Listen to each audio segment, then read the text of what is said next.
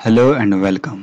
इस वीडियो में हम डिस्कस करेंगे जॉन कीट्स के लाइफ के बारे में और इनके वर्क्स को क्रोनोलॉजिकल ऑर्डर में डिस्कस करेंगे।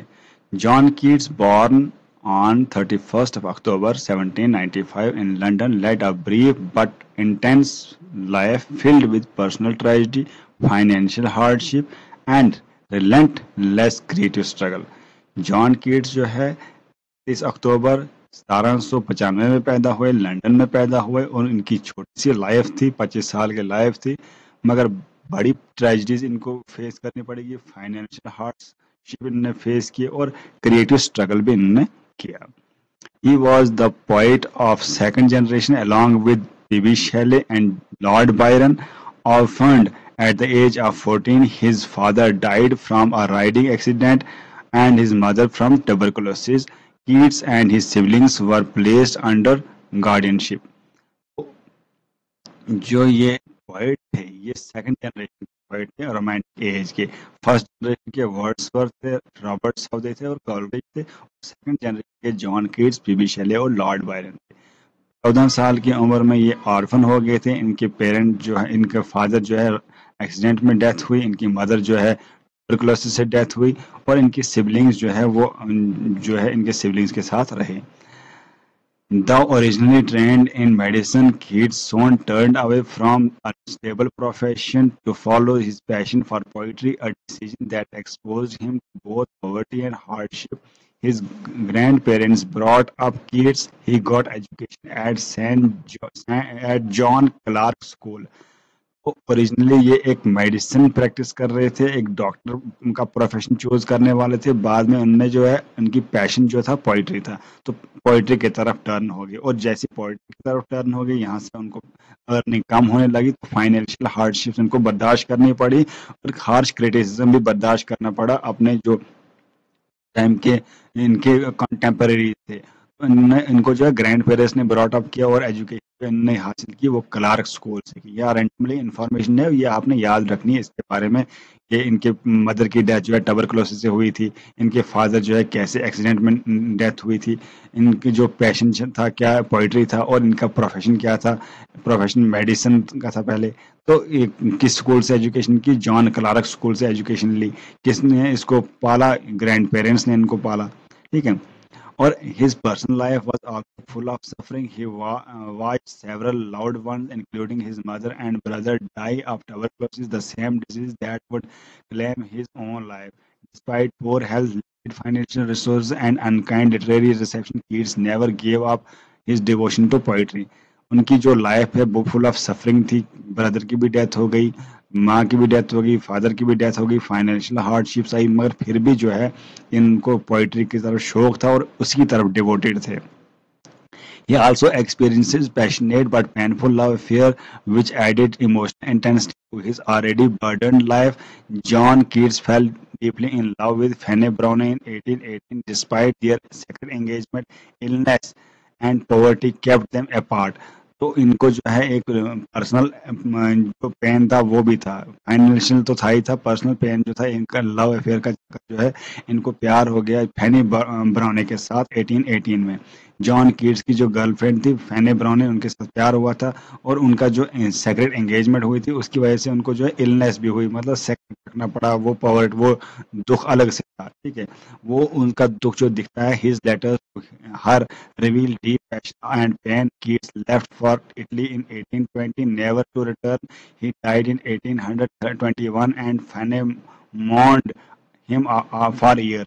तो इनका सेक्रेट अफेयर चल रहा था। सेक्रेट अफेयर चल रहा था तो किसी को पता नहीं था, मगर इनके लेटर से दिखता है ये कितना पेनफुल था, कितना दर्द था इनको। और इनको जो है इनके लेटर्स जो उन्होंने लिखे थे फैनी ब्राउनी के, उनसे हमें लगता है कि बड़ा पेनफुल था, बड़ा दुखी था। इस प्यार के चक्कर में उनका लव अफेयर जो है थोड़ा दुखी चल रहा था। तो ये वहां से चले गए और इटली चले गए, ठीक है। इटली जो है 1820 में चले गए और वापस आने का उन्होंने नहीं सोचा और 1821 में ही उधर डेथ हो गई उनकी। John Keats faced harsh criticism during his lifetime, especially from conservative literary journals like John Wilson Croker and in Quarterly Review and John Gibson Lockhart in Blackwood's magazine. तो जॉन कीट्स को criticism मिला अपने इस life time में ही। किस किसने criticise किया? John Wilson croaker ने किया द क्वार्टरली रिव्यू में। जॉन विल्सन क्रोकर ने क्वार्टरली रिव्यू में किया, और जो जॉन लॉकहार्ट था इसने ब्लैकवुड मैगजीन में किया इनको क्रिटिसाइज।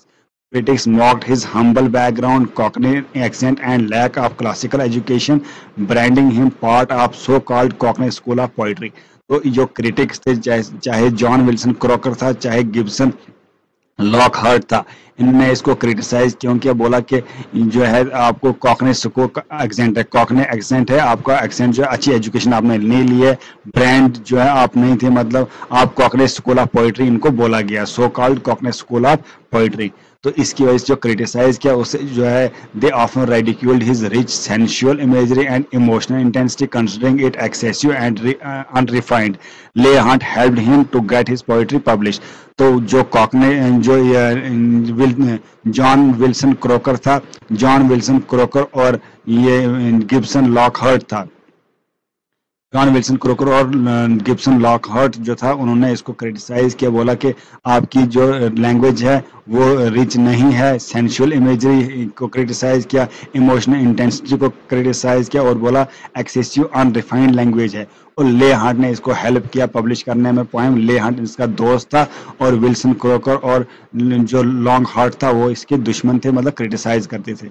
इन इसके फाइनल ईयर्स में Keats battled worsening illness, advised to seek warmer climates. He traveled to Italy 1820 accompanied by loyal friend. However, his condition deteriorated rapidly. He died in Rome 23rd of February 1821 at 25 years old. तो John Keats जो है उसकी जो health deteriorate होने लगी, इसको बोला गया कि वार्म क्लाइमेट में रहो, वहाँ से इंग्लैंड से चला गया इटली रहना लगा, सोचने लगा यहाँ पे मैं ठीक रहूँगा, अपने फ्रेंड के साथ रहा, मगर उसकी कंडीशन ज़्यादा ही ख़राब होने लगी, और 23 फरवरी 1821 में इसकी डेथ हो जाती है जब ये 25 साल का था। Through the largely unappreciated in his lifetime, Keats is now regarded as one of the most beloved poet of English literature. अपनी लाइफ टाइम में इसको जो है क्रिटिसाइज ही किया गया, चाहे ऐसा द क्वार्टरली रिव्यू में हो, चाहे ब्लैकवुड मैगजीन में हो। क्वार्टरली रिव्यू और ब्लैकवुड मैगजीन में इसके बारे में लिखा गया, इसकी सेंसुअल लाई थी पोएट्री में, उसको क्रिटिसाइज किया। इसको क्रिटिसिज्म जो है अपने लैंग्वेज के जरिए भी मिला, अपने टैलेंट के जरिए मिला, और क्योंकि वो ये छोटा ही पोएट था। तो जॉन विल्सन क्रोकर और गिब्सन लॉकहार्ट ने इसको क्रिटिसाइज किया, इस वजह से जो है इसकी लाइफ में बड़ा मतलब गंदा इम्पैक्ट भी पड़ा। इनकी वर्क्स जो क्रोनोलॉजिकल ऑर्डर में हम डिस्कस करेंगे, वो 1816 में जो है इनने O solitude if I must with thee dwell ये पब्लिश करवाया। 1817 में पोएम्स बाय कीट्स ये पब्लिश हुई। इसमें I stood tiptoe upon a little hill to Chatterton on first looking at Chapman's Homer, ये पोएम जो है इंपॉर्टेंट है इस कलेक्शन की। यहाँ सारी बहुत सारी पोएम आप देख सकते हो। और उसके बाद जो है 1818 में कुछ पोएम्स पब्लिश की। एंडीमियन जो एक सिंगल 4 बुक पोएम है, ये भी पब्लिश की ब्लैकवुड मैगजीन, और जो क्वार्टरली रिव्यू ने इसको क्रिटिसाइज किया था एंडीमियन की बुक को। नेरेटिव पोएम उसने लिखी 1819 में, the eve of Saint Agnes la belle dame sans merci. उसके बाद जो 6 ओड्स है, ये 6 ओड्स याद रखनी है। John Keats ode to Psyche, ode on a Grecian urn, ode to a nightingale, ode on melancholy, ode on indolence, ode to autumn. 6 odes जो हैं ये जॉन कीट्स की इंपॉर्टेंट है। 1819 में इन्होंने और पब्लिकेशन की पोएम जिसमें रॉबिन हुड है, और भी ये पोएम्स हैं आप देख सकते हो। बाद 1820 में ये पोएम्स पब्लिश की, ये बहुत इंपॉर्टेंट पोएम रहती हैं। ये फाइनल कलेक्शन था इनका। लामिया था the eve of Saint Agnes, Hyperion to autumn, Robin Hood the fall of Hyperion. ये कलेक्शन जो है ये इंपॉर्टेंट रह जाता है। और इसके बाद जो इनकी डेथ के बाद जो पब्लिश हुआ वो the fall of Hyperion, bright star और letters of John Keats publish हुई, जिसमें इसने मतलब ये यूनिफिकेशन ऑफ ये कोरिलेटिविटी और नेगेटिव कैपेबिलिटी इसमें बोलते हैं। नेगेटिव कैपेबिलिटी इसी जो है दिखता है इसके लेटर्स में, वो डिस्कस किया है हमने इसमें लिटरेरी थ्योरी में, वो आप वहाँ पे देख सकते हो। ये था जॉन कीट्स के बारे में। अब हम डिस्कस करेंगे नेक्स्ट वीडियो में इनकी पोएम को डिटेल में। तो इनकी इंफॉर्मेशन आपने याद रखनी है, खास करके इनकी पब्लिकेशंस जो है ये इंपॉर्टेंट है एग्जाम पॉइंट ऑफ व्यू से। ये पब्लिकेशंस जो है ये इनको कुछ ज़्यादातर जो इनकी डेथ के बाद ही पब्लिश हुई, बट जो भी पोएम्स इन्होंने लिखी हैं, पोएम्स बहुत इंपॉर्टेंट है, डिटेल में पढ़नी है। और वो मिलते हैं नेक्स्ट वीडियो में, तब तक के लिए बाय। इस चैनल को सब्सक्राइब ज़रूर करें।